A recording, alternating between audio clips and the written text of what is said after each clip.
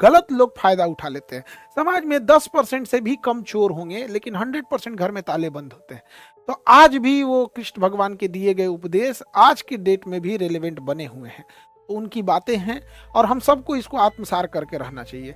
कल स्वतंत्रता दिवस था, स्वतंत्रता दिवस की भी ढेर सारी शुभकामनाएं। कल हम डायलिसिस सेंटर को बनाने के लिए व्यस्त थे और डायलिसिस सेंटर में हमने जैसा बोला था मशीनें वगैरह लगाने के लिए, डायलिसिस सेंटर खोलने के लिए, ताकि मरीज किडनी जिनका फेल हो जाता है उनको हफ्ते में 3 बार डायलिसिस करना होता है, यानी महीने में 12 से 13 डायलिसिस करना होता है।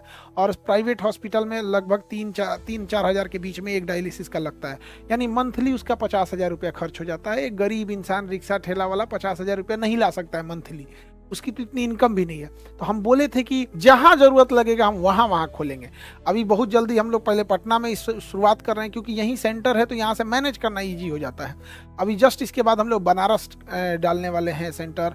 ब्लड बैंक की भी स्थापना होगी, तो भी बनारस में होगी, फिर दिल्ली में भी होगी, महाराष्ट्र में भी होगी। तो ऐसा नहीं है कि केवल हम, हाँ बस ये जरूर कहेंगे कि शुरुआत यहाँ से कर रहे हैं, धीरे धीरे एक्सपेंड इसको लगभग जहाँ तक हमसे पॉसिबल होगा हम वहाँ तक इसको लेकर जाएंगे। और रक्षाबंधन में भी बड़ा व्यस्त रहा सब लोग को। हमने बड़ा धूमधाम से, हमारे यहाँ राखी बांधी जाती है, राखी बनाया जाता है। अब एक्चुअल क्या है, राखी की शुरुआत हमने तो किया नहीं था, राखी तो एक पूरी परंपरा है।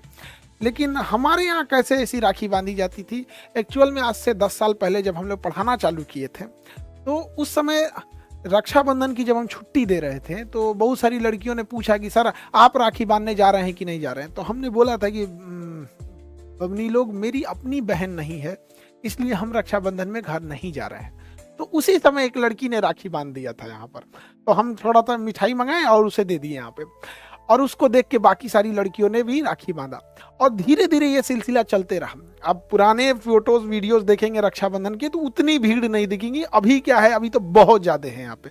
तो रक्षाबंधन मेरे लिए सालों से इंतजार करते हैं इस रक्षाबंधन के त्यौहार का। पहले कम लड़कियां थी, अभी बहुत ज़्यादा हो गए हैं। पहले बहनें कम थी, अभी ज़्यादा बहनें राखी बांधने लगती हैं यहाँ पर।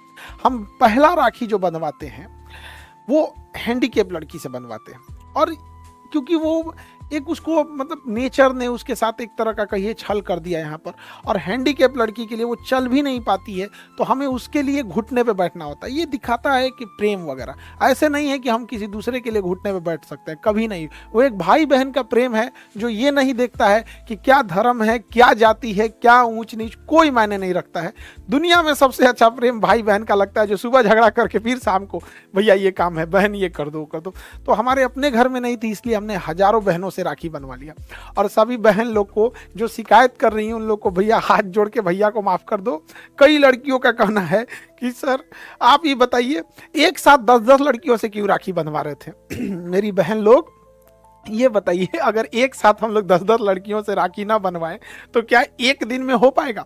तो काफी ज्यादा पता चला 2-4 दिन उसी में लग जाएंगे। 1-2 लड़की रहे तब तो ऐसा पॉसिबल होगा। तो कुछ लड़कियों की ये शिकायत थी। बबनी बहन लोग हमको, अब समझिए हमारी भी मजबूरी क्या हो जाती है इसी वजह से। दूसरा क्या था ना कि अगर जल्दी जल्दी राखियां उतनी नहीं बांधी जाएंगी, लड़कियों की फास्टिंग रहती है, भूखे में ज्यादा हो जाता है। अब एक लड़की आके शिकायत करी है, सर हमारा आरती इतना रह गया। देखिए 10-15 हज़ार जब राखियां बांधी जाएंगी तो आरती के लिए अगर उतने टाइम बहुत बार नहीं मिल पाता है, तो हम लोग उसके लिए, एक भाई बहन का प्रेम है और इसी में सब चीज़ों को लेके चलना रहता है। संख्या ज़्यादा हो जाने की वजह से आप भी समझते हैं थोड़ा सा मैनेजमेंट को भी देखना रहता है। एक जो सबसे हमेशा हम राखी में हर लड़की को कहते हैं, लेकिन बदमाश सब सुनेगी सब तब, तो हम कहते हैं राखी लंबी वाली लेके आना। एक सिंपल सी राखी आती है धागा जैसे लंबी वाली, क्योंकि शुरुआत की ही राखियां कलाई पर बांधी पाती हैं, फिर जब कलाई मोटा हो जाता है तो राखी बंध नहीं पाता है।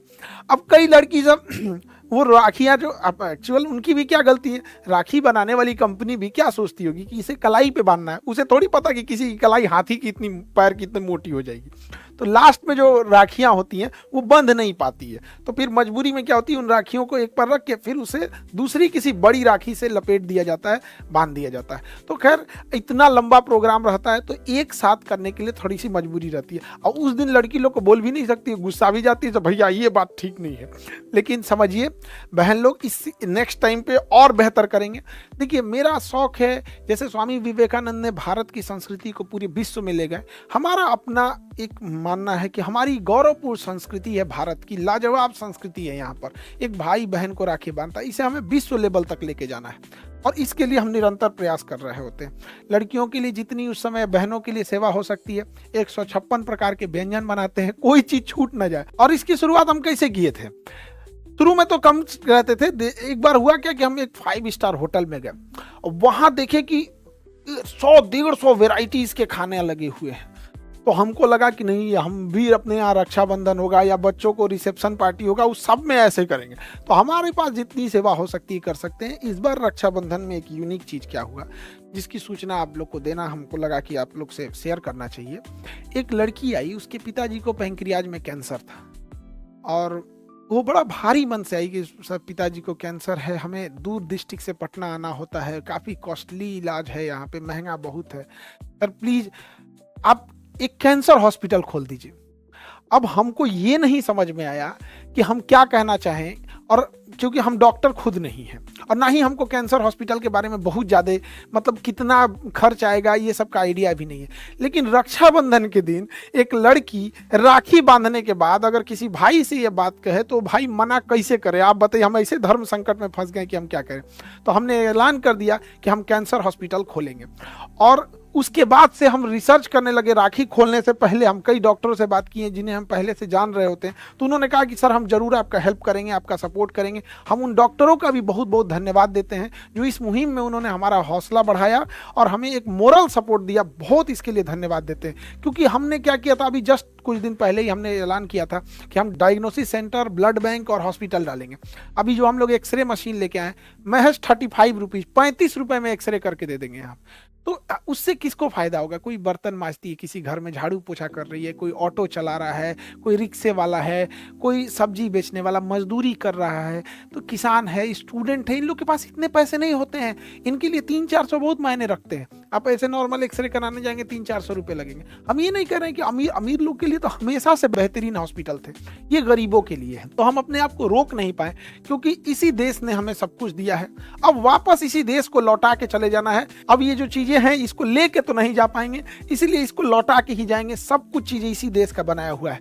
अब कैंसर हॉस्पिटल के लिए हमने बोल तो दिए हैं, लेकिन अभी क्या है कि उसमें बहुत वर्क करना है और बेस्ट इस चीज को किया जाएगा। आप सब लोग की दुआएं साथ रहती हैं।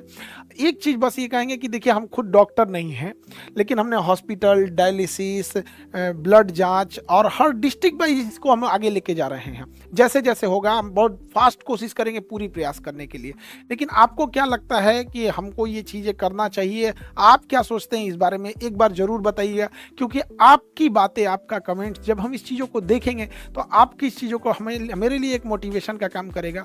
क्या हमें ये चीजें समाज को लौटा देना, ये चीजें ठीक हैं? इसमें और क्या